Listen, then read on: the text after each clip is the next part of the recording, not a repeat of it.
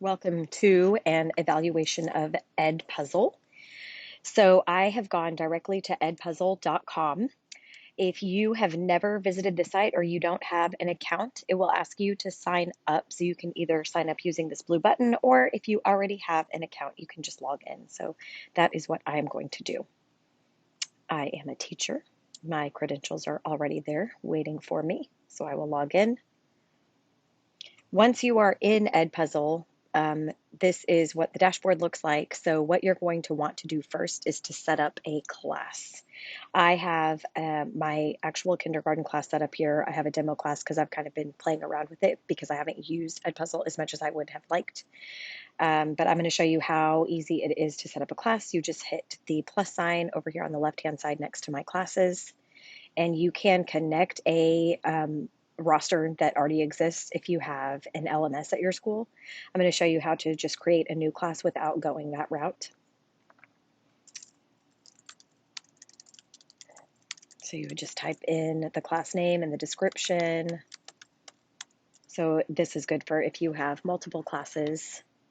You can choose your grade level and your subject that you teach. And then here are two class types. There's a classic class and an open class. The classic class is one in which students would have to log into their own account in Edpuzzle in order to view the assignments that you give them. I'm going to do an open class because I teach younger students, and the open class is better for younger students, in my opinion, because the students don't have to log into Edpuzzle. They would just use a link to access any assignments you provide them. You can let Edpuzzle generate students' nicknames, but in kindergarten we are practicing writing our names and typing our names, so I am going to leave that box blank because I want the students to type their own name in. So then you would just create the class, and then here is my dashboard where you can start adding content. So Edpuzzle allows you to edit and add questions to videos so that you can use videos in the classroom and turn them into more interactive, engaging lessons for the students that you can do together as a class, or you can have students do on their own. So to add a video, you can just type in this search box up here. You can look at, I'll show you, there's a library of teacher created content already in Edpuzzle.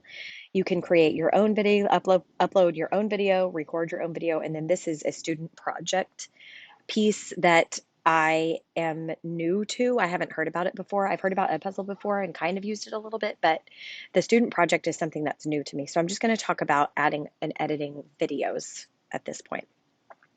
So I'm just going to go type in, as you can see, I've already been playing Life Cycle of a Plant. That's something we've been working on in my kindergarten classroom. So you can just hit search. So then there's a couple of different places that you can find videos from. YouTube is one of them. So these are all the YouTube videos in Edpuzzle that have to do with the life cycle of a plant. There is a network button that is people who are on my network because we are connected through my school or my district, and then just a community, which is kind of the same thing. So anyway, long story short, there is a plethora of teacher created resources in here where you could type in a topic, find a video that already has questions created, and you can just automatically save it to your own Edpuzzle library and share it with students. And then you have this cool, engaging video that you had to do little to no effort on. I'm going to pretend like I couldn't find what I wanted, and I'm going to go directly to YouTube and search for life cycle of a plant. Obviously, there was tons of resources in there, but I wanted to just show you how you can choose a video directly from YouTube to put into Edpuzzle. So I'm going to go up here and copy the URL of the YouTube video, paste it in the search box, and then there it is. So once you have your video selected, there's three options for editing. You can cut the video. So if you only want your students to watch a portion of a selected video, this is where you can cut. So you would just drag these little bars across to figure out, or not to figure out, but you drag it to where you want it to be, and you add the cut. So when I move this, it's kind of finicky. You move this over, add cut, and then it will cut that part of the video. So that's good for selecting a portion of a video, but also not making your students sit through an entire video if you don't want them to.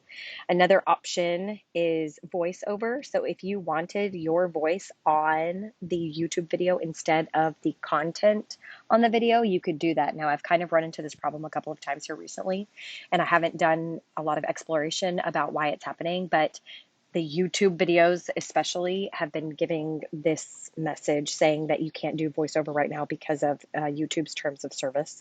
So I think you have to, you can only, okay, now that I'm reading it, I understand.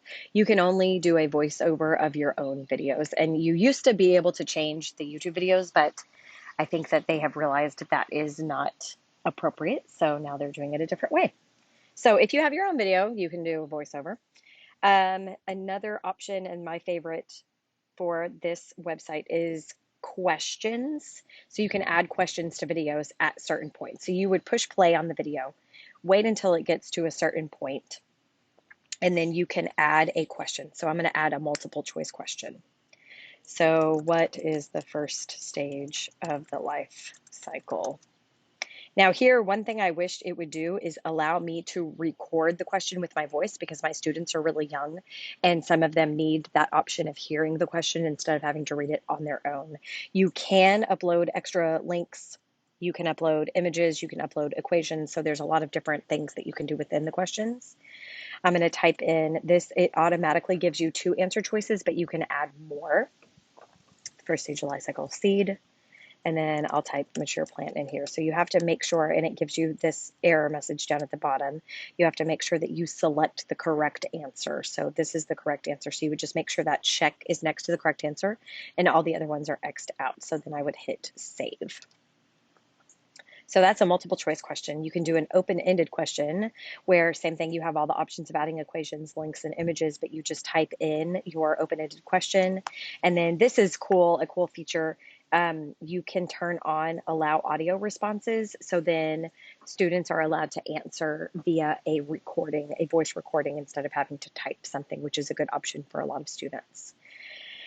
Let's go to back to questions. You can add a note as well. And the note, see, if you can audio record as the teacher a note, I don't know why you can't audio record the question. So I need to do some more digging to see if there's just something I can't find, because I feel like Edpuzzle should have that option because it's been around long enough. But yes, you can add notes here. So not necessarily a question, but maybe something extra that you want your students to do at the end of the video. Hey, now go and work on this assignment, or go and look at this video, or, just giving them directions for what to do next, I think is a nice feature.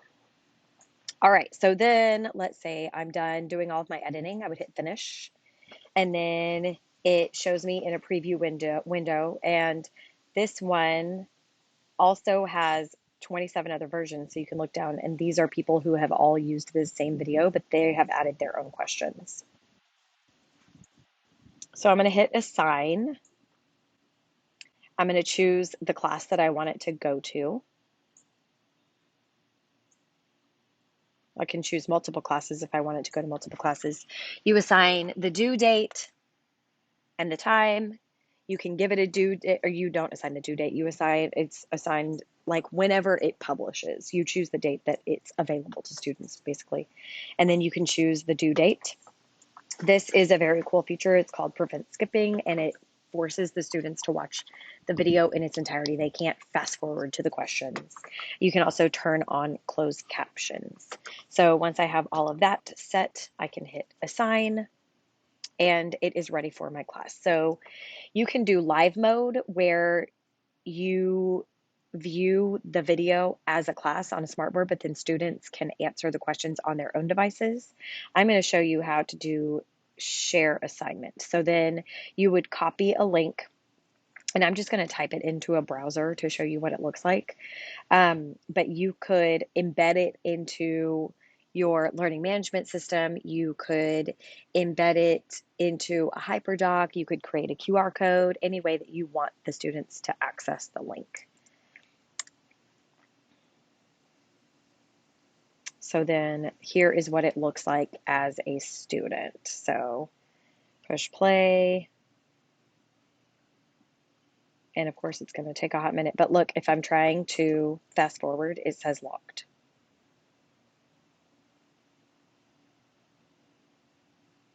Anyway, I'm not sure why that's not working, but isn't that always the way? So that's what it looks like for a student. When they get to a question and they answer it, it will give them immediate feedback. It tells them if they got it right or wrong. But now I'm going to go in and show you what it looks like in Edpuzzle on the teacher side once a student has completed a video. So here's all of my assignments that I have that are in progress. You can sort them if you have bunches and bunches that have been completed and by due dates and all that good stuff. I'm going to hit completed. I don't have any. I'm going to go into my other class that I have. I'm going to click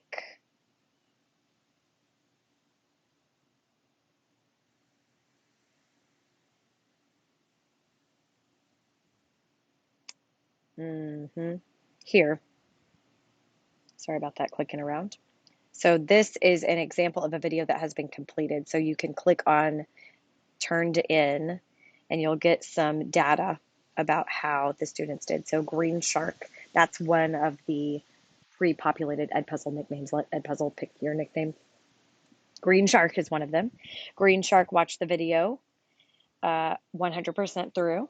They made 80 out of 100. This is the date that they watched it, and this is when the assignment was turned in. You can then click on Green Shark and get further information, like time spent on the video and how many questions they got right and wrong and which questions they got right and wrong. So these are the little markers on the videos to show the questions that they got right and wrong. Green for they got it right, red for they got it wrong. And then you would scroll down and look at which questions specifically they got, like what answers they chose. This is also where, and I don't have an example of it, but this is also where if you had done a short answer question, this is where you could read the students' responses, and then it gives you the option to comment on their answer and on their work. So anyway, I think Edpuzzle is a really cool resource that I've used a tiny, tiny bit. I would like to use it more, and hopefully after this video, you get a chance to look at it. Thank you.